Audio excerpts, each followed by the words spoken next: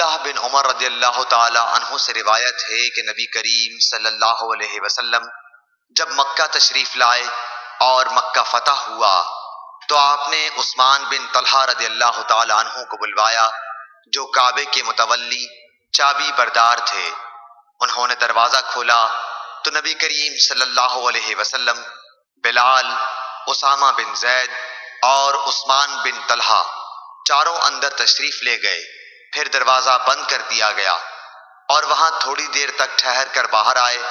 ابن عمر رضی اللہ تعالی عنہ نے فرمایا کہ میں نے جلدی سے آگے بڑھ کر بلال سے پوچھا کیا حضرت صلی اللہ علیہ وسلم نے کعبے کے اندر کیا کیا؟ انہوں نے بتایا کہ حضرت صلی اللہ علیہ وسلم نے اندر نماز پڑھی تھی۔ میں نے پوچھا کس جگہ؟ کہا کہ دونوں ستونوں کے درمیان۔